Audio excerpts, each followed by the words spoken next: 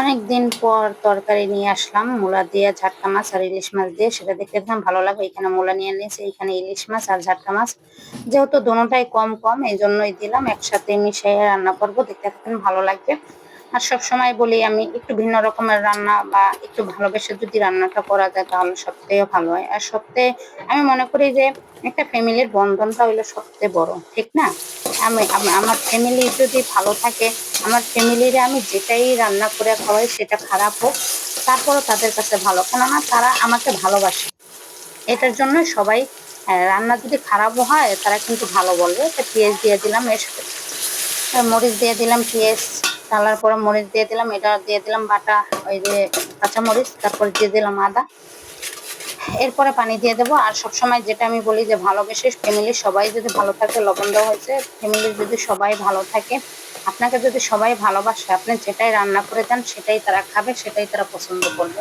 আপনি যদি একটা ফ্যামিলির মধ্যে খারাপ, মানে আপনাকে ভালো কেউ যদি না বাসে, আপনি যত ভালো রান্নাই করেন, হলুদ মরিচ দিয়ে দিতেছি, আপনি যতই ভালো রান্না করেন আপনাকে তারা ভালোবাসবে না, কেননা তারা তো আপনাকে ভালোবাসে না। আপনার রান্নায়, আপনার যে কোনো কাজে মানে সুতা ধরতে হইব, যেটা খুব ধরতে হইব, মানে একটা না একটা সুতা ধরে আপনার সাথে ঝগড়াঝাটি, রাগারাগি, কাটাকাটি এগুলো করতেই হবে। এগুলো কিছু কিছু ফ্যামিলির আছে অভ্যাস। আচ্ছা, ভালো হয় নাই যাবো, এটা এরকম হয় না, ওরকম হইলে ভালো হবে, এরকম বুঝাবে না। কিন্তু ভালো হইলো না কা সেইটাই কিন্তু আপনার, সেইটাই দোষ ধরবো, ঠিক আছে? ভালো হলো না কা সেইটাই কিন্তু দোষ ধরবো।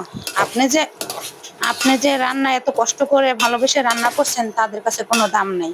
কিন্তু ওই যে আপনাকে তো আর ভালোবাসে না, এই জন্য তারা কিন্তু আপনার সুতারা ধরবেই, আপনার খুব ধরবেই। কোনখানে কি করলেন, কাপড় চোপড় ঠিক করে ধুলেন না কেন, কাজ করলেন না কেন, একটু দেরি হইতেই পারে, আমি তো আর মেশিন না, এটা বুঝে না।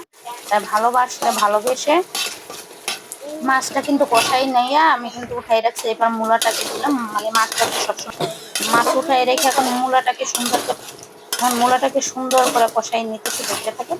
আর যে কথা বলতে যাইতেছি, ভালোবেসে যদি একটা ফ্যামিলির জন্য আপনি যাই কিছু রান্ধেন, ডাল ভাতও রান্ধেন, সেটা কিন্তু অমৃত। কিন্তু আপনাকে যদি ভালোবেসে তারা খায়, সেটা সব থেকে ভালো লাগবে, সার্থকতা। এখন আপনাকে তো আর ভালোবাসে না, যে কোনো কারণে আপনি যত ভালো করে রান্ধেন, আপনি বিশ্ব সুন্দরী হন আর ভালো করে রান্ধেন, মানে বিশ্ব রাঁধুনি হন, আপনাকে তারা সুতো ধরতেই হবে। এটা তাদের অভ্যাস, ঠিক আছে? তাই সুন্দর করে কষাই নিতেছি, আপনাদের সাথে কথা বলতেছি। আর যদি আমার কথা ভুল ত্রুটি হয়ে থাকে ক্ষমা দৃষ্টিতে দেখবেন।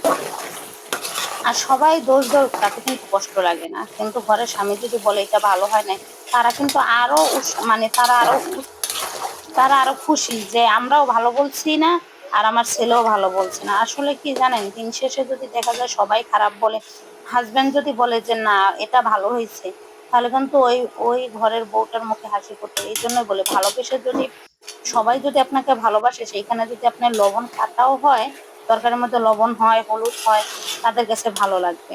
কিন্তু আপনাকে যদি তারা ভালো না বাসে, আপনি যতই ভালোবেসে যাই কিছু করেন, তাদের কাছে কিছু ভালো লাগে না। এরপর মাছ দিয়ে দিলাম, মাছ দিয়ে এখন কিন্তু সুন্দর করে লাড়াচাড়া দিতেছি।